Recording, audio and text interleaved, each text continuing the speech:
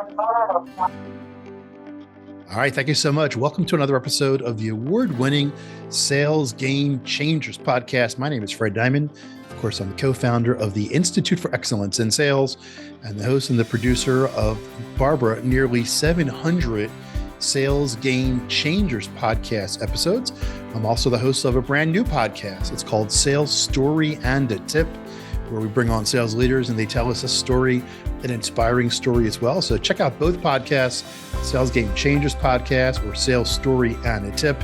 You can find them on Apple Podcasts. You can also find Sales Story and a Tip on YouTube. If you do go up on Apple, please give us a 5-star. We would greatly appreciate it. And also, we published our first book last year, Insights for Sales Game Changers, based on some of the highlights from the first 450 episodes of the Sales Game Changers podcast. You can find that on Amazon. If you'd like a signed copy, reach out to me via any form of social media. I'd be happy to get those to you. Barbara, I recently did a book signing of over 300 copies of that book to one of a large company. And we're excited today because I have Barbara Weaver Smith, the founder and CEO of the Whale Hunters, and she's the co-author of Whale Hunting, How to Land Big Sales and Transform Your Company, and also the author of Whale Hunting with Global Accounts, 4 Critical Sales Strategies to Win Global Customers. So I want to let people know that we transcribe every Sales Game Changers podcast episode that we do. You can go to salesgamechangerspodcast.com, and today go to salesgamechangerspodcast.com/whale hunter, WHALEHUNTER. So Barbara, we've been associated for years. You know, you've been one of my go-to resources for selling to big companies. So get us caught up here. Tell us about, and by the way, we're going to be talking today specifically about some of the things that you're using for everybody's happy word these days, AI, and how AI is changing sales coaching. So I'm excited to talk to you about that, but get us caught up. What exactly is the Whale Hunters Institute, and what do you want our listeners to know about you? Thanks, Fred. The Whale Hunters Institute is our newest project, our newest product, I guess you'd say. And it's an online learning environment for everyone involved in large account sales. You know, in whale hunting, we believe in a collaborative approach. I mostly work with mid-sized companies who, as they move up market, they're running into much bigger competition. And the big competitors have sales teams, dedicated sales engineers, and people who write the proposals and do the bid and all that stuff. But mid-sized companies don't have that. They just have a couple of salespeople, but they have subject matter experts all over their company. So my basic training involves how to get a whole company to be a whale hunting community. So the Whale Hunters Institute is just a step in that. We've gathered many of our materials and a bunch of new courses that would allow people to get sort of the equivalent of a whale hunting coaching and training engagement. So it's more for smaller businesses that couldn't afford to do a big training, but we want to make sure that we have everything available for them. So it has courses, it has lots of tools and templates, it has audio and video, lots of ways to learn about how to manage large account sales. So it's not just for the salesperson, it's for the leaders, for the sales leaders, for the CEOs, and for subject matter experts who are involved or want to get involved in large account sales. Okay, so let's get everyone on the same page here. What exactly is a whale in terms, so people understand specifically we're talking about? You've mentioned large accounts, of course, but give us some insights into what does a whale company look like, so people understand, where we're going to here. Okay, so the Whale Hunters model is scout, hunt, harvest. So that's the whole sales process. It's loosely derived from how the Inuit people hunted whales. So we use a lot of their terminology and a lot of their belief and value system in our work. So a whale hunting company is one that everybody in the company understands how they make money and their role in it. And so whale hunting is about those three parts: scout, hunt, harvest. We do a lot of work with targeting ideal customers, which would be whales. Now, a whale is a company that could give you a deal that's 10 to 20 times bigger than your current average deal. So a whale is a different size for different companies. And so if you're just starting out, maybe you're going after a $800 million company or $1 billion company would be a whale. And other people are going after the Walmarts and the Costco's and the big box stores and well, all kinds of multinational and global companies. I use Caterpillar as an example sometimes. Caterpillar, the last time I looked, they owned 789 companies. So if you could do a lifetime of business with Caterpillar if you just studied where they are and move from one to the other. But typically companies don't do that. So we leave millions of dollars on the table. So whale hunting is about being really strategic about what are the qualities of a large account that would need what you're selling. And then you define those characteristics, find companies that meet those characteristics, learn everything you can about them, and start introducing yourself to them. That's the start of the process. So, just a very basic question here. So, can every company be successful in going after whales, or is it a specific type of mentality that your company needs, or mindset that they need, or do companies come to you and say, "Hey, we want to get bigger companies. What do we need to do?" And do you sometimes say to them, "You know what? Just maybe that's not the market for you." Yeah. Well, there are some characteristics. First of all, it's got to be a B2B company or primarily B2B. There are some retail companies that can build a B2B component, but it's not retail. All other kinds of products and services will work. My characteristics, my requirements actually for companies, they have to have good leadership. They have to have strong leadership because this is the kind of thing that comes from the top. It can't even really come from the sales leader unless the sales leader gets the CEO on top, because you need the whole scope of the executive team involved at some level, certainly encouraging it and keeping it going. If they hand it off, it's not going to work, because ultimately it's a cultural change in your company. And I don't sell cultural change, but that's what they get, a big transformation. Companies that are in trouble, they're floundering, they're not ready to do this. So most of the companies I work with are at some kind of plateau, and they've often outgrown their current client base. They've gotten really good. They've done a lot of innovative things, and the companies they've been selling to really can't afford them anymore or don't need all the things they have. They need to move up market. So they have very good reasons for doing that, or they want to introduce something new. A lot of times software companies have a service that Salesforce is a great example. They have a service that the biggest companies in the world can use, but they started out selling to small companies almost on a retail level to get going. So that's an example of they came to a point where they were ready and they wanted to sell their same product to much bigger companies. So that kind of thing. Yeah. So before we talk about AI, just one little clarification question as well. So you mentioned Caterpillar, which you said has over 790 pieces to it, 90 entities.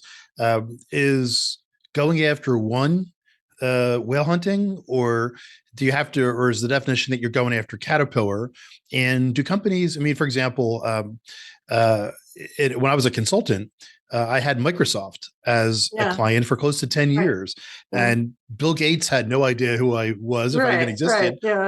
But a VP of a particular division knew who I was, liked me, had budget authority. It was a great client for 5 to 7 years.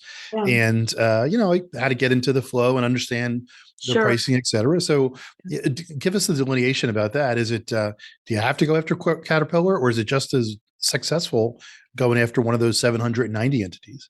Oh, sure. Well, that's where you would start, with one of the 790. But your example of Microsoft is great. What you had with Microsoft was all you needed and all you wanted. But if you were a bigger company and you had that piece of Microsoft, then we would teach you how to move from that piece to the next piece to the next piece to the next piece. That's part of our process, is how to grow that business. So you would start with maybe what's in your backyard, or the first introduction you got, or the first person that wanted to talk to you. And then you could systematically explore and strategically define where's our next best opportunity. And you might do that in concert with people that you're working with at Caterpillar, who could maybe make an introduction, to someone a step out from where they are. So it's very strategic and systematic if that's what you want to do. But if you want to grow, you want to have big companies, don't think that you just want one piece of one, because the easiest way to grow, if we have a piece of a big company, is to get another piece of that company. Yeah, that's a great point. Actually, having those logos, on your Right. PowerPoints, and Yeah. being able just to say, hey, some of our customers include brand Mhm. names, definitely go a long way in the sales process. Matter of fact, Yeah. one of the key messages that I used to work with customers, my clients, was a key differentiator is we're the leading CRM company, and some of our customers include Microsoft, IBM, whatever it might be. Mhm. So we're talking today with Barbara Weaver Smith. Let's talk about AI, and let's talk about how AI, artificial intelligence, is changing sales coaching. So you've done some specific things. Give us Yeah. some of your insights into generally where you think it's going, and tell us some of the specific things that you've been doing at the Whale Hunters Institute to utilize AI for your customers' value. Very well. The first thing I did that's really worth talking about is I created a clone of myself, which is called Barbara AI. And by creating a clone, what that involves is feeding it data information. So the clone knows all my books, and it knows tons of materials that I've used with my clients. So it knows almost as much about whale hunting as I do. There's still more that I could give it, but it's got a whole bunch. And it's designed to be a coach. So it speaks in my voice. It also types answers. So if you're a member of the Whale Hunters Institute, for example, and you have a question about whale hunting, you can ask Barbara AI this question, and it's available 24/7, wherever you are. So I've seen other clones now that are also designed to help salespeople, and that's how you create them. So people can type a question and see a typed answer come up, or they can use the little phone icon and actually speak to the clone, and the clone speaks back to them, which many people would prefer to typing in their questions, especially salespeople. Can you tell us specifically what tools you used to Yes. create the Barbara AI? To create Barbara AI, I used a company called Delphi.ai. And that's their whole business, is helping you create clones. So they're just adding a lot of features so that you can teach the clone to do more things. And my clone is extremely powerful. In one way, it's more powerful than I am, because I don't have the ability to go through everything in my mind. I don't remember everything that's in every book. I can't bring that to bear when I need it. But the clone can do that. Anything that it knows, it can synthesize and give you a creative, solid answer. I mean, really good answers to questions. How much investment did you have to make? What does it look like for you specifically, Barbara Mhm. Weaver Smith, working with this company or preparing? Yeah. Is this like a 3 month effort? Is it like an hour a day? Give us some insight into how you were able to get to the point where you've created everything using these tools and services. I would say it probably took somewhere between 20 and 30 hours. And it was very cheap. They Delphi AI, you can start at $25 a month to do. I mean, it's such an incredibly powerful thing. And then I upgraded to $99 a month. So it's one of the cheapest tools that I use, really, for the power that I get from it.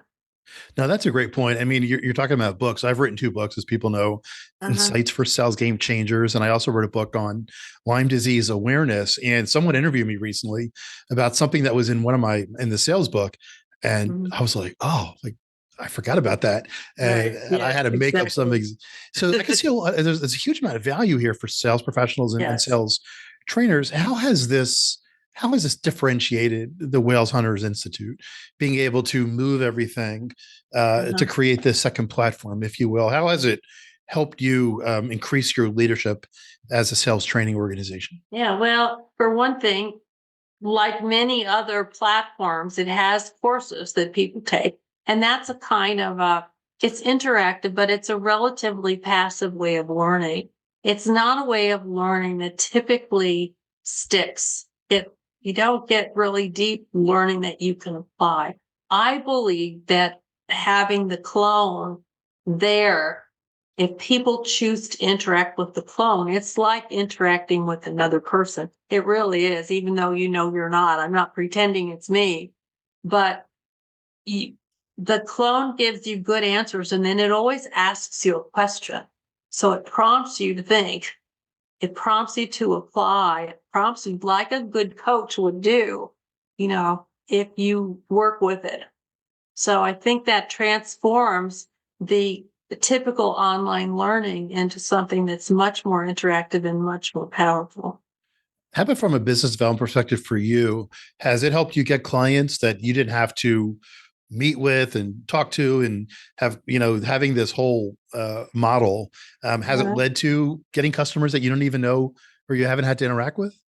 Yes, it has on so far on a very small level. Okay. So far, we've only had like a handful of people in it because it's brand new. Okay. But we're looking for people in two ways: individuals and also sales teams and collaborative teams that would benefit from it. Certainly, people who have already been through the whale hunting process, I think will find this advantageous. So we need to reach out to all of them, which we're doing. And so it's a big lift. There's no question about that. Having something new and kind of unknown to people, but I think it's going really well. So now that you've made the trend, you've invested and you've Mhm. launched. What are some of the things that you've learned? Uh, some of the things I see a lot of applications for what you're talking about here with not just sales training or sales coaching, but sales. In Yes, general. I mean, as absolutely. I'm sitting here thinking, I've done over, like I said before, over 700 sales game changers episodes. Mhm. Each Yeah, one is like a course. You sure it know, is. Yeah. and I'm sitting here banging my head, thinking like, well, why am I waiting to make this transformation? What are some of the things that has occurred to you that you didn't expect now that you've gone over the edge here and not over the edge, but onto the across the chasm, so to speak, to get into this space? Well, for one thing, I've learned a whole lot about AI. I've used a lot of other AI tools in building the institute. So it gave me really, I was an early adopter of Chat GPT, and I was an English professor in my first life. So I just love this concept of this large language learning. But I Chat GPT, from when I first learned it, it seemed to have limits. There were some things that it would help me do, but I couldn't really see the whole vision of it. Once I started working on the clone, the power of it just exploded for me. So I've gotten deep into many other tools that translate text into video, for example, tools that extract any kind of information you want from any kind of document. I'm thinking of you, if you were to create a clone, you could upload all your episodes. The clone, it can learn from any medium. It can learn from video, it transcribes everything from the video almost instantly. It has Yeah. enormous power. Now, I know that there's enormous possibility for misuse of AI, just like there is for any technology.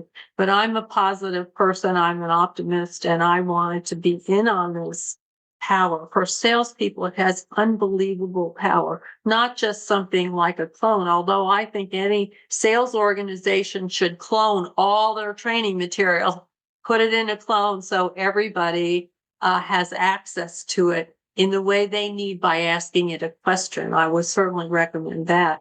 But so many other AI tools, AI can do a lot of research for salespeople. I'm big on research, and it's not it's not something that most salespeople really enjoy doing. In fact, I recommend that they have, we call them scouts, the people that do the research. I think they should be from marketing, or they should be from sales enablement, or they should be admin people. Feed the salespeople all the knowledge they need and work back and forth with them very interactively. Are there some of the tools, some of the other AI tools that you're using that you want to mention as well? You mentioned Sure. Delphi. If you want to just Yeah. share some as well. Sure. I use one called AI, and this is one where you can upload. It started with uploading PowerPoints, but you can upload any kind of document. So when I build my courses, typically I start with a PowerPoint and then it's narrated, et cetera, turned into a video. So I can upload a PowerPoint and I can ask for a 50-word summary. I can ask for a full summary. I can ask for a list of all the topics. I can ask for it to extract the key topics. And all this is helpful in the Institute for people to understand what's going to happen in this lesson, Then I can ask it to create a quiz.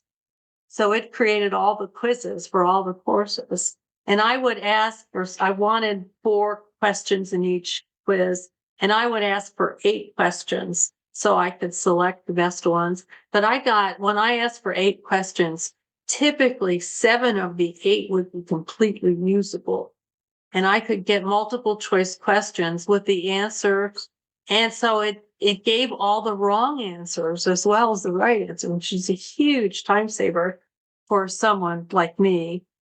It might be useful to a salesperson if they want to summarize a document that they have to understand. It's just instantaneous. So that one's really good. Oh, that's great. I mean, a lot of the listeners of the Sales Game Changers podcast, again, we're talking today with Barbara Weaver Smith, the Whale Hunters Institute. She's created an AI clone called Barbara AI, and we're talking about how it's transformed her sales coaching and sales training business. A lot of the people who listen and are listening right now to the Sales Game Changers podcast, I'm based in Northern Virginia, right outside of Washington, D.C. So a lot of the companies that are members of the Institute for Excellence in Sales focus on the public sector marketplace. And there's a lot you need to know about regulations, budgeting. Huge. Yeah, as a matter of fact, I interviewed recently a guy named Jim Kelly, who runs Dell's public sector business. And he talked about how he and one of his reps were preparing for a meeting with a customer. There's something called continuing resolution, which is when the government budget isn't approved. There's stopgaps along the way to ensure that there's money allocated so that we can, keep paying for military and keep fixing roads and all those things. And he said, before, in preparation for a meeting, they typed in status of continuing resolution. And he said that like reams and reams of data came up, and they went back and forth. So there's a lot of complexities in certain sales. I'm kind of wondering for your customers as well.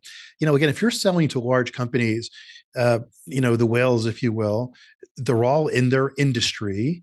And if you're selling to a CFO of a global 2000 company, they just don't want to know a bullet point, about your product. They want to know that do you agree with this?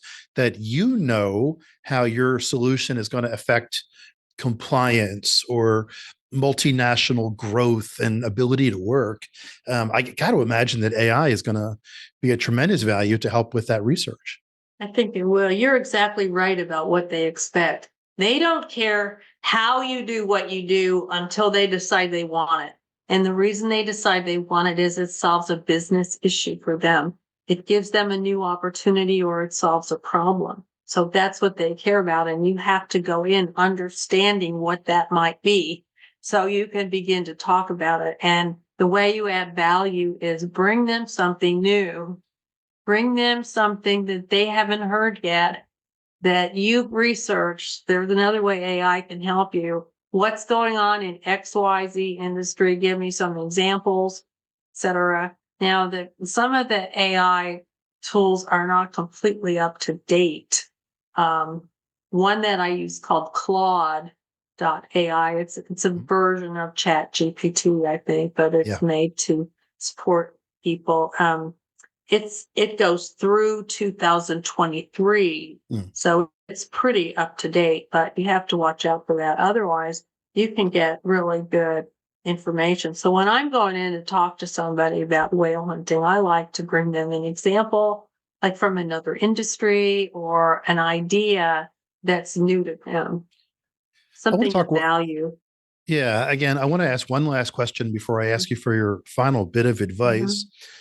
So, um, again, for smaller companies, let's say, and even for large companies, mostly smaller companies, as they're going, to for the whale hunting, a lot of cases, again, we talked about how they could find some chunks, but when they get the opportunity to get to the C-suite, right, Mhm. at the whales, give us some insights into what is on their mind, right? We just kind of alluded to a little bit of it, but again, if I have the opportunity to get in front of CIO, CTO, CFO, um, even a CEO or COO, what are some of the things that they think about on a daily basis? Again, they're not really interested in the minutia of how my technology is going to help, Right. but give us some of your insights, Barbara Weaver Smith, and what they think about that I, as the sales professional, need to be aware of.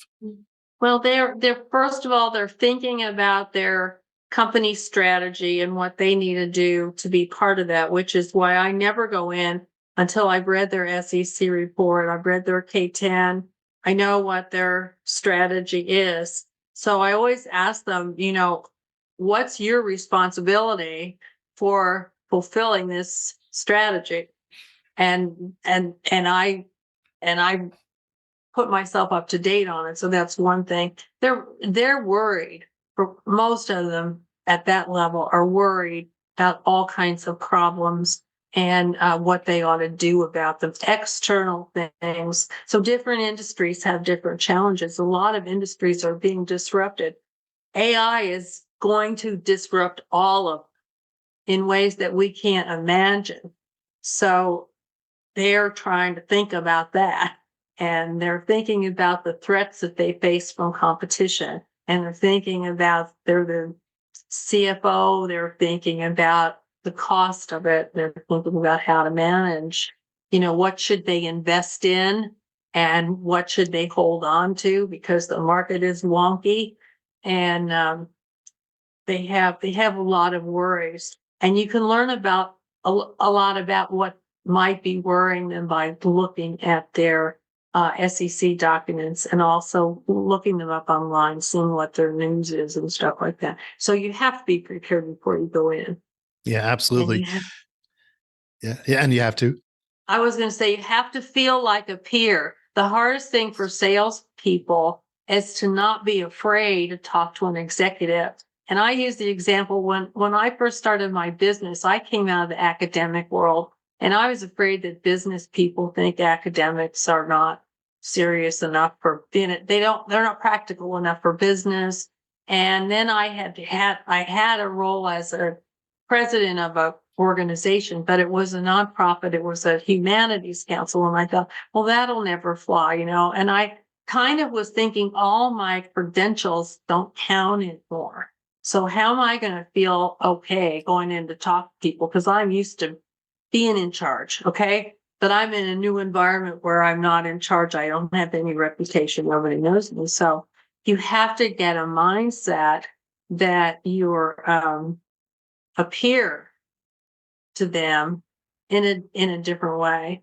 And then I learned, of course, I was wrong about how business people feel about academics for the most part, and my credentials started to matter again. But do anything you can to feel like a peer. And the best way to do that is to be prepared before you go in.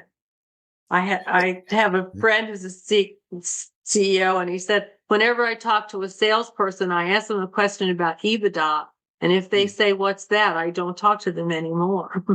Yeah, So you that's have a to great. have your sales acumen. No, that's a great point. And actually, if you're going to be speaking at that level, at these types of companies that we're talking about, the people who've gotten to the C-suite, at the companies that we're talking about, the whales, they just didn't wake up and say, yeah, I'm done flipping burgers. I'm going to be the VP.